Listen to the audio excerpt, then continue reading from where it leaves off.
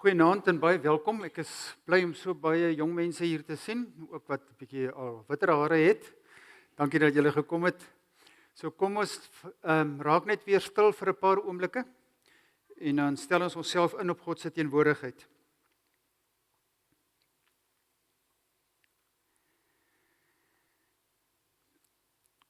Soos 'n wildspok wat smag na waterstrome, so smag my siel na U, o God.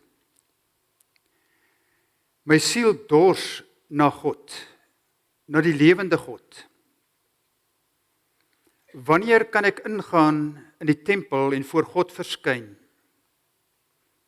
Trane is dag en nag my brood, omdat daar die hele dag lank vir my gevra word, waar is jou God? Waarom kon jy weg my siel en is jy so onrustig in my? Hoop op God, want ek sal hom weer prys vir die verlossing wat sy teenwoordigheid bring. Die verlossing wat sy teenwoordigheid bring. My siel dors na God, na die lewende God. Amen. So ek wil begin met die vraag vanaand, waarna dors jy? Wat is werklik hier diep in jou diepste dors? Dit waarna jy verlang. Dit wat jy graag wil beleef, wil ervaar. Wat jy glo vir jou tot rus kan laat kom. Kan ontspan as mens. Wat jou sal versadig, jou diepste behoeftes. Nou daar's baie hieroor geskryf. Elke mens het 'n dors in hulle, iets waarna hulle verlang. En een van die goed wat die meeste gesê word wat mense na verlang, is aanvaarding. Iemand wat jou aanvaar vir wie jy is. Wat jou lief hê vir wie jy is. Wat jou verstaan, wat vir jou omgee. Wat vir jou daar is. Wat na jou luister. Wat deel word van jou lewe. Dis vir almal 'n groot dors, van jong mense tot ou mense. Nou is interessant, daar's 'n ou met die naam van Kryk wat bietjie hieroor geskryf het. En dan sê hy wat baie keer gebeur veral in die lewe van jong mense. Nou, ek moet dit nou sê vir die tieners en jong mense want dat hulle net weet. Kyk, hy sê baie keer dink mense dan ontmoet hulle nou iemand spesiaal. 'n Ouetjie of 'n meisie of 'n vriendin raak verlief. Dink hulle, aha, hier is dit nou. Uiteindelik, hier's iemand wat my verstaan, hier's iemand wat my aanvaar, hier's iemand wat my liefhet, hier's iemand wat vir my omgee. Hier's iemand wat nou presies weet hoe ek voel. Dan sê hy, dis soos 'n vlooi wat sien hier kom 'n groot vet hond verby. En nou kan ek op hierdie hond spring, kan ek hierdie hond uitsuig want wow, dit gaan so wonderlik wees. Hierdie is net waarvoor vir my gemaak. Dan spring hulle op daai hond en dan trou hulle. En na 'n paar maande kom hulle agter, soos almal wat lank getroud is weet, dit was toe nooit 'n hond nie. Dis nog 'n vlooi. En nou probeer die twee vlooie mekaar uitsuig om versadiging te kry, om daai aanvaarding te kry en dan weet ons wat gebeur, dit raak al slegter. En dis hoekom maar so baie egskeidings is. Want geen mens kan daai dors versadig nie. Maar ons verwag van iemand, 'n mens, om die dors te versadig. Ander mense glo weer, maar daai dors kan versadig word van aanvaarding en goedkeuring en erkenning en liefde as ek iets kan bereik in die lewe. As ek presteer. Nou ja, ons hele stelsel is natuurlik so gebou op skole ook om dit aan te moedig. Want jy sien, die wat presteer, kry ons nou pryse. Hulle staan daar voor op die verhoog en almal klap vir hulle hande en aha, hier is nou 'n bietjie aanvaarding, ek suig bietjie uit, hier's erkenning. En dan is dit nie net die pryse by die prysuitdeling nie, is later die balkies ook. Dan kry jy nou 'n balkie as jy nou regtig goed gedoen het. Ek sien partykeer so die foto's van wat die ouers nou op Facebook plaas van hulle kinders, dan hang hy balkies so, dit lyk of die kind so loop van al die balkies. Maar nou altyd is daar maar nog 'n ding van ek het nog nie dit behaal nie. Jy weet nou haal jy miskien die eerste span, maar jy die OP span net gemis. Dis die einde van die wêreld. Of jy haal die OP span, maar dan is jy nog net die volgende span en dit is net nooit goed genoeg nie. En jy wil net nog beter doen, want dan glo jy dan sal hierdie dors geles word. Dors, as ek net daar kan kom, hoe gaan mense dan oor my dink? Hoe gaan hulle dan oor my voel? Dan gaan hulle my sien. Jy wil nie die skool verteenwoordig nie. En die ander ding, groot ding is natuurlik is hier na matriek toe die prefekte. Kyk, lank was ek studenteleraar met die eerstejaars en so gewerk. Kom die eerstejaars party dan is hulle nog bietjie hartseer want hulle het nou nie gemaak om 'n prefek te word. Wat is 'n prefek? Dis 'n verteenwoordiger van die skool se leerlingraad. Weet jy wie's jy? Nie verteenwoordiger van die skool nie. Ek meen hoe hoër die span of die plek is wat jy verteenwoordig, hoe belangriker voel mense. Julle is verteenwoordigers van die lewende God. Jy kan nie iemand groter verteenwoordig nie. Jy hoef nooit jou kop te laat hang nie. Nie as jy weet wie jy is nie. So, niks anders kan daai dors les nie, want jy en ek is op 'n manier gemaak dat daai dors binne ons net op een manier geles kan word. En God het ons so gemaak om in 'n verhouding met hom te leef, dat al daardie aanvaarding en liefde en goedkeuring en erkenning wat jy nodig het, kan hy vir jou gee. Hy is die enigste een wat dit kan gee. Dit is die enigste persoon wat jou volkome verstaan en aanvaar net soos jy is. Wat altyd vir jou daar is, want jy en ek het eintlik iemand nodig in ons lewe. Wat altyd daar is, altyd beskikbaar is, altyd teenwoordig is, altyd verstaan, altyd omgee, altyd lief hê, jou nooit sal wegwys nie, nooit sal sê ek is te besig nie, nooit vir jou net sommer 'n dwarsklap gee of 'n vuilkyk gee of nou het ek genoeg gehad nie. Wie se geduld met jou nooit opraak nie. Wat nooit vir jou kwaad word nie. Wat al jou tantrums en wat ook al kan hanteer met 'n glimlag. En net lief bly vir jou. Nou, daar is net een persoon wat dit kan doen.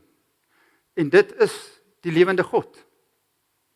So jy is geskep en gemaak om vanuit 'n verhouding met hom te leef. En dis al 'n manier hoe hierdie dors hier binne in jou versadig kan word. En jy weet, dit kom 'n baie lank pad. Jesus het dit geweet.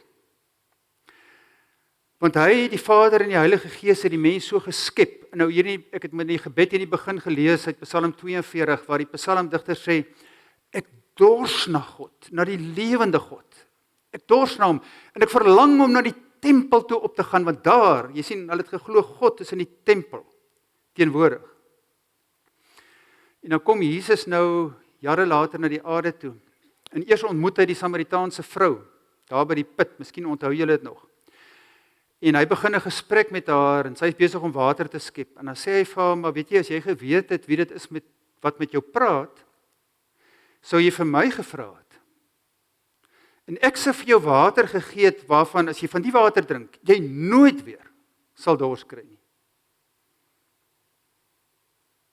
Wow. Nooit weer dors kry nie. Sê, Here, waarvan praat jy? Jy het nie eers 'n skepting nie, die put is diep.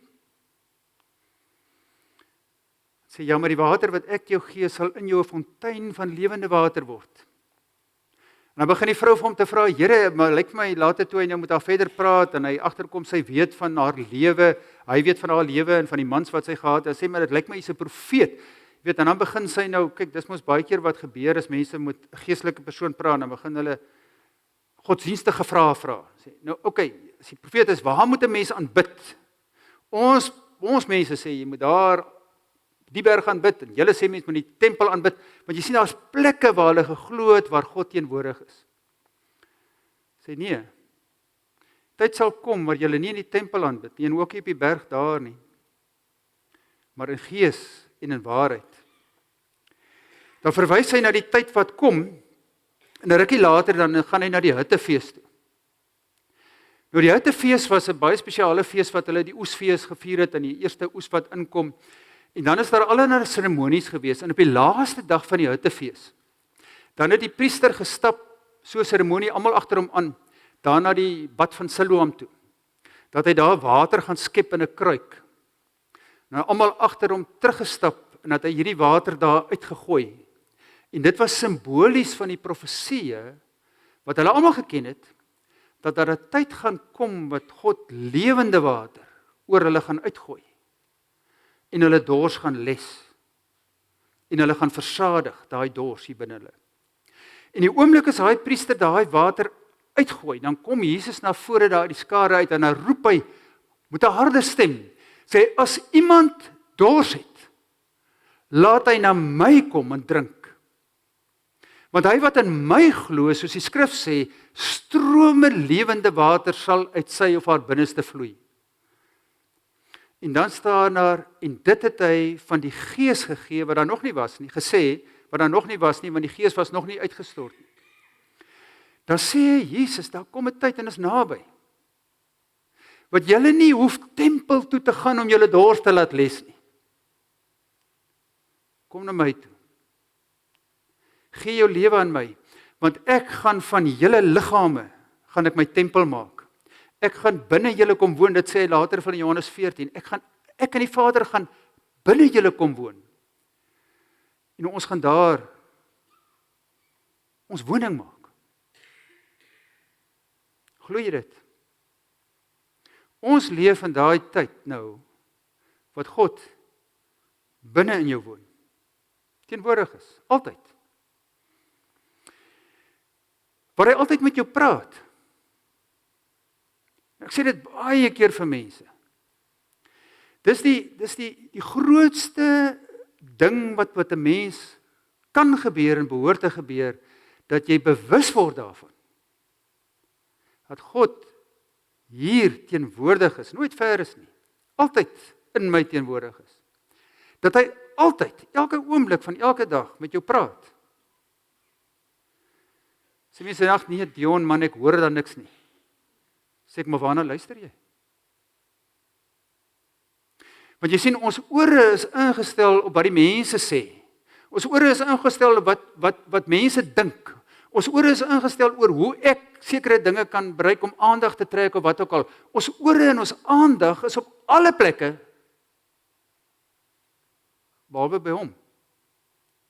So ons moet leer om net aandag te gee aan hom wat in ons teenwoordig is. Want hy het van die begin af dit aan die mens bekend gemaak. Ek wil vir jou 'n God wees. En ek wil hê jy moet my kind wees. En om daai doel te bereik, het hy op die ouend binne ons kom woon. Nou kyk, die woorde, ek wil vir jou God wees, klink ons nou maar, weet, wat beteken dit nou? Tot jy begin weet wie God is, en hoe God is. Want kyk, hierdie God sê, sy naam is, ek is, wat ek is. En hy sê dit baie keer in die Nuwe Testament vir mense. Hy sê dit ook vir die vrou, dit is ek is, wat met jou praat. Nou toe hy daai woorde in die Ou Testament vir Moses gesê het, wat sy naam is, kyk, jy kan nie vir God 'n naam gee nie, jy kan nie vir God vaspen met 'n naam nie, hulle het geglo as jy vir iets 'n naam gee, ek meen, dan kan jy hom verstaan, dan kan jy hom ons nou beheer, dan het jy 'n soort van beheer oor hom, jy het 'n greep op hom. Maar God kan nie 'n naam hê nie, want jy kan nie 'n greep op hom kry nie. Hy kan nie vasgevat word in 'n naam nie. Daarom sê hy, ek is wat ek is. Wat het jy nodig? Ek is dit. Het jy water nodig? Ek is die lewende water. Is jy honger? Ek is die brood wat versadig. Ek is alles wat jy nodig het. Jesus gebruik hierdie metafore om bekend te maak hoe hy vir ons 'n God wil wees. Hoe hy in ons lewe deel wil wees van ons lewens. Dit beteken letterlik, sê hy daaruit, ek is die bron waaruit jy kan leef. 'n bron van liefde, van goedheid, van wysheid, van raad, van krag, van insig, genade, begrip en natuurlik onvoorwaardelike aanvaarding. Dis wie ek is. En ek is teenwoordig. So, hy is so teenwoordig, en hy kan nie, omdat hy nie wil nie, hy kan nie opgee met jou nie, hy kan nie ophou om jou lief te hê nie, sy geduld kan nie opraak nie, niks van jou kan hom afstoot nie. Weet die enigste rede waarom mense kom en nou op 'n stadium op 'n hoopie neerval en sê, ek het nou so opgemors en ek is so sleg en God sal my nooit weer aanvaar nie en God sal nie eers na my kyk nie en ek is te sleg, is omdat hulle hom nie ken nie. Want hy kan dit nie doen nie. Hy kan nie sy rug op jou draai nie, omdat hy gekies het om dit nie te doen nie. Hy kan nie ophou om jou lief te hê nie, want hy het gekies om jou lief te hê. Hy kan nie anders wees as wie hy is, as ek is wat ek is nie. En dit is daarvoor wat jy geskep is. En hoekom weet mense dit nie? Hoekom probeer so baie van ons nog ons dors op allerlei ander maniere les? Dis doodgewoon as gevolg van leuns wat ons mee gevoer word van kleins af, dat daar wel ander goed is wat jou dors kan les. Dat jy wel beter kan wees as jy byvoorbeeld presteer, as jy sekere goed bereik, as jy mense se guns wen. En al daai goeders van as jy iewers kom in die lewe, as jy iets bereik, as jy presteer. Maar God sê nee, dis nie nodig nie. Ek sal jou seën. En ek sal jou iemand van groot betekenis maak. Nou, dit beteken nie, soos die wêreld betekenis, 'n beroemde sportster of wat ook al nie. Dit beteken betekenis in sy koninkryk. En seën moet ons ook verstaan. Kyk, mense dink nou ook aan seën in die wêreld wat ons leef, as hulle die woord seën hoor, en dink hulle nou, God gaan vir my baie goeders gee, en hy gaan vir my sorg, en hy gaan vir my gesondheid gee, en voorspoed gee. Dis nie seën nie. Daai goed kan 'n vloek word. Dit is goed om dit te hê, en dit is, ek meen, niemand sal nee sê daarvoor nie, maar die seën waarvoor God praat, is doodgewoon die feit, dat ons met hom as bron 'n verhouding kan hê. Om te weet hy's in my, as die bron van goedheid, in liefde en sorg, en hy leef in my, en ek kan myself vir hom oopstel aan alles wat hy is om geseën te wees. Met die beste wat daar is. Dis die grootste seën wat jy kan ontvang, is om net met hom 'n verhouding te hê, om met hom in aanraking te wees. So wat het betekenis in die lewe? En dis die leuns wat die wêreld vir ons voorgee, dat as jy presteer, as jy iets bereik, miskien dan het jy betekenis, of as jy sekere pryse gewen het, as jy 'n prefek is, as jy sukses behaal, wat ander van jou sê, as jy 'n klomp besittings het, dan het jy betekenis. Dis mos nonsens. Daai goed gee nie betekenis nie. Daar is soveel mense wat dit, ek meen, vir al daai goed bereik het, en dan voel hulle nog altyd dors, nog altyd leeg hier binne, nog altyd onvervuld, want dit kan nie versadig nie. Dis altyd, as jy op daai goed staat maak, om vir jou 'n gevoel te gee van versadiging, dan gaan jou lewe so gaan. Die hele tyd. Want as ander van jou mooi dinge sê, en as jy presteer, en as jy sukses behaal, dan is jy hierbo. Maar as die mense nou hulle rug op jou draai, en jou begin agteraf beskinder, en sleg goed van jou sê, en dit gaan nie so goed nie, en jy kom nie deur jou toetse nie, en jy maak dit nie op die spanne nie, dan is jy hieronder. Dis heeltyd op en af. Want jy luister na verkeerde stemme. En as dit sleg gaan, dan voel jy so sleg oor jouself, en as dit goed gaan, voel jy so goed oor jouself. Maar as 'n ander stem, wat ons kan kies om na te luister. Jy sien, as ons nie daarna luister nie, dan raak ons deur mekaar. En daai stem kom reg deur die eeue na sy kinders toe. En God sê dit in die Ou Testament, al hy sê in die Nuwe Testament weer. Dan sê hy, jy is vir my baie spesiaal. Ek verheug my met blydskap oor jou. Ek is stil tevrede in my liefde oor jou. Ek jubel en juig oor jou.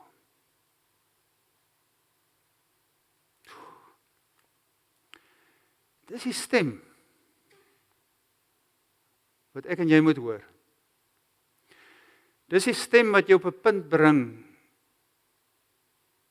wat jy kan daarin ontspan. Dis nie afhanklik van jou performance nie, van hoe goed jy doen nie, van wat jy bereik nie. Dis konstant daar. Dis die stem wat vir die seun gesê het toe hy gedoop is deur Johannes die Doper vir Jesus. Jy is my geliefde kind, oor wie ek baie opgewonde is, en wie ek 'n welbehae het. En daai stem kom na ons almal toe. Jy is my geliefde kind. Daardie stem verander nooit. Hy bly konstant teenwoordig. Nou is die vraag natuurlik, hoe kan ek dit glo? Hoe kan ek dit weet? Want die goeie nuus is, hy kan deel word van jou lewe. Hy kan jou dors les. Maar jy weet nou, ek dink dis vir baie mense 'n stretch om dit te glo. Gaan dit werk? Daar's mense wat dink nou maar, jy weet, hoe praat ek met hom? Hoe luister ek na hom? Want hulle het dit nooit probeer nie. Nou dink ek aan my eie lewe toe ek 'n tiener was hier op 17 wat ek die eerste keer beleef het, wat ek op 'n punt gekom het wat ek ook nou maar geskit is deur allerlei goed en onseker was en hierdie dors gehad het en net op 'n punt wat God my op 'n punt gebring het wat ek gesê, Here, okay. Ek los nou al daai goed. In my hart voor hom uitgestort het en gepraat het en op my knieë gegaan het en gebid het en gesê, nou praat ek met U, Here. En vir die eerste keer in my lewe was dit asof ek praat nie in die lug nie. Ek praat nie in die wind nie. Ek het net geweet. Hy hoor. En die ervaring was dat daar diep in my se gees gebeur daar iets wat jy weet. Hier's 'n antwoord. Hier's aanvaarding. Hier's omgee. Dit bring daai rus in die aanvaarding, in die kalmte, in die vrede waarna ek gedors het.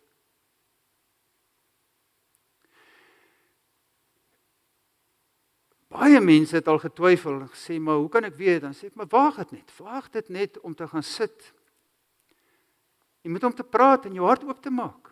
Te sê wat jy voel, te sê wat jy dink. Sê, Here, hier is ek. Praat met my. En wees net oop vir gedagtes wat by jou opkom, vir maniere hoe hy homself aan jou wil bekend maak. En ek wil jou amper uitdaag om nog verder te gaan, in 'n boek te vat, in 'n joernaal te vat, of 'n papier te vat, en te skryf wat jy ervaar, wat by jou opkom. En jy weet, baie keer as mense dit doen, as jy begin skryf, dan as jy jou weer kom kry, dan vloei die gedagtes. Verlede jaar daar by my man gehad, wat gesê het, hy het al ophou glo in God. Hy twyfel, hy het my uit en uit gesê, ek glo nie meer nie. Sê maar, hy is gewillig om dit weer 'n kans te gee. Ons praat hierdie week oor die spore van die herder, en ek het met hom gepraat oor die herder, en gesê, luister net, ek gaan niks vir jou verduidelik nie, gaan net en gaan luister na hierdie tekste, en kyk net wat by jou opkom en skryf neer. By die tweede, derde dag, toe sê hy kan nie verstaan nie, as hy begin skryf, dan vloei dit net, en dan lees hy vir my wat hy geskryf het, en dan kan jy nie glo, hierdie ou sê, hy het nog nooit van God gehoor nie. Sê ek vir my, dis soos God praat. Dis hoe God met jou praat. En net om bewus te word daarvan, jy weet, party mense sê, maar as ek bid, dan voel dit of my gebede in die plafon vastslaan, hulle kom nie by God uit, jy nou waar is hulle idee van waar God is? Hy is nie bo die plafon nie, hy is hier, binne jou teenwoordig. En dis waarvan jy moet bewus word. Ek meen, jou kerkvader Augustinus het jare gesoek, hulle sê, hy was nou, soos ons taal praat, 'n party animal. Hy het dit nou deurgebring met partytjies en drank en vroue en alles.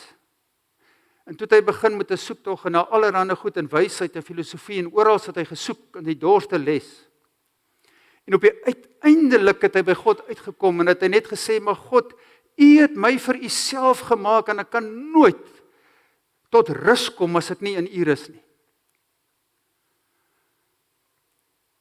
Toe sê hy, vir jare lank het ek gesoek dat U die dors vul van iewers buite my. Ek het gedink U's daar ver, ek het gedink U's daar bo. Ek het gedink ek moet dit iewers anders gaan kry. En toe ontdek ek, dis hier. U's binne my.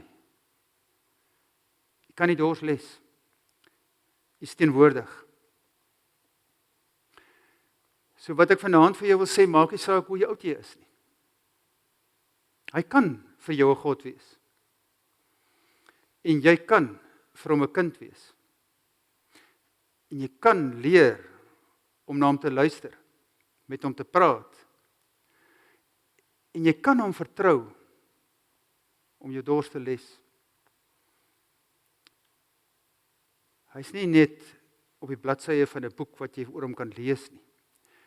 As jy toelaat dat, as jy ophou dat jy met die Bybel werk, maar toelaat dat hy met jou werk, wanneer jy na die Bybel lees en dit oordink, en dat hy met jou praat, dan sal jy hom hoor. Kom ons bid saam.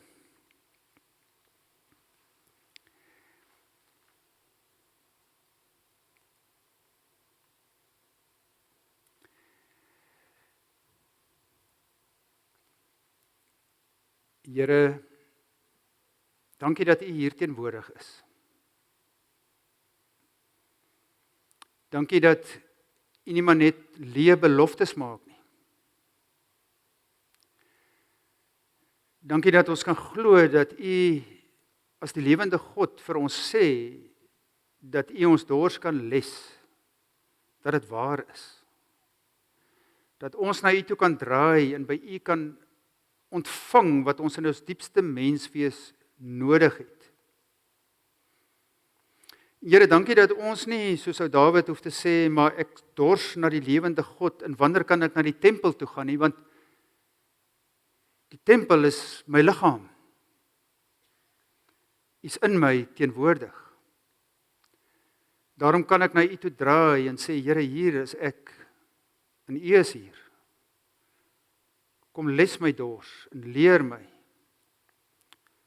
om te luister en te ontvang wat U deel. Ek wil so 'n paar minute gee vir stil gebed en vra dat jy net vir die Here sal sê wat nou in jou hart is en vir hom vra om ook jou dors te les.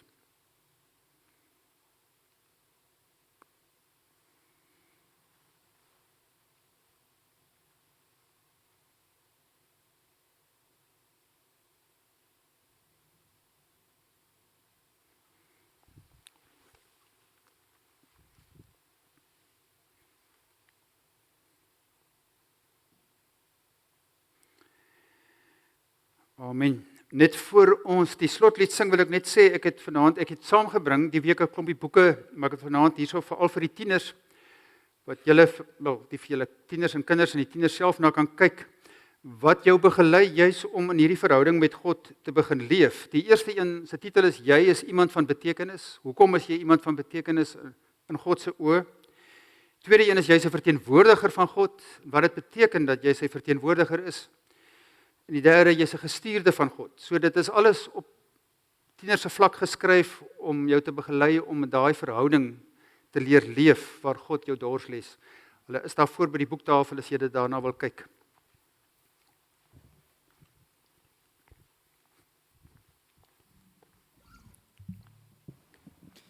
Kom ons staan almal saam en dan sing ons vanaand hierdie pragtige lied.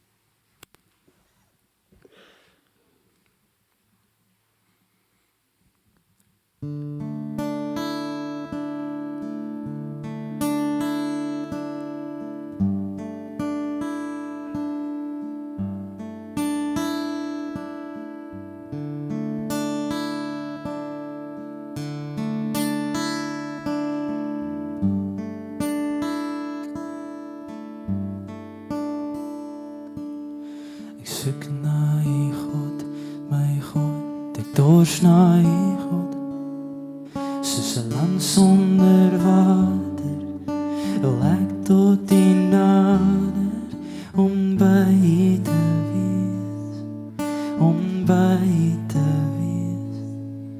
As ek sans aan U dink, my God, deur die pyns in die nag, dan weet ek U help my, U hand ondersteun my, ek wil naby U bly, ek wil naby U bly, want die liefde is meer werd as die lewe. Daarom sal ek U vir altyd prys, my hande ophef om U naam te eer, want U is die Heer vir wie ek lewe.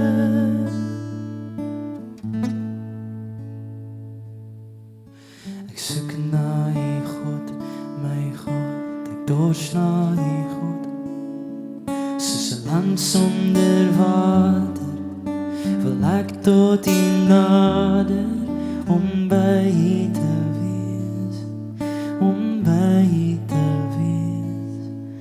As ek sans aan U dink, my God, deur die pyns in die nag, dan weet ek U hou my, U hand ondersteun my, ek wil naby U bly, ek wil naby U bly, want die liefde is meer werd as die lewe.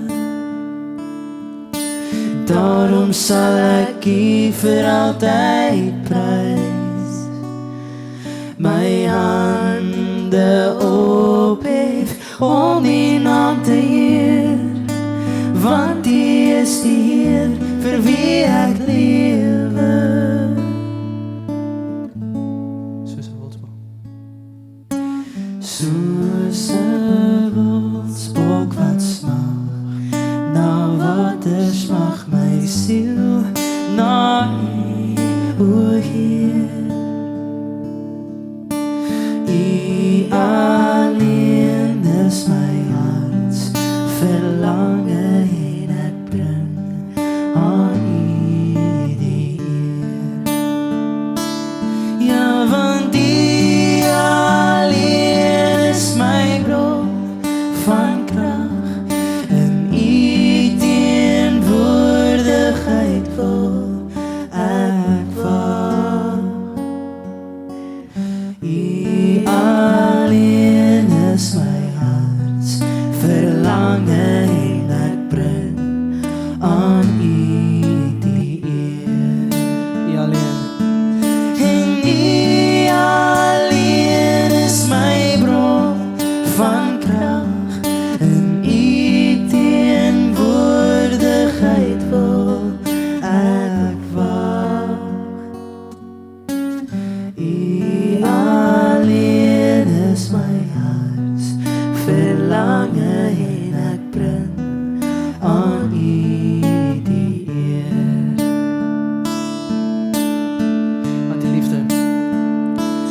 Want die liefde is meer werd as die lewe. Daarom sal ek U vir altyd prys, my hande ophef om U naam te eer, want U is die Heer vir wie ek lewe. Soek na U. Ek soek na U God, my God, ek dors na U God, soos 'n land sonder water,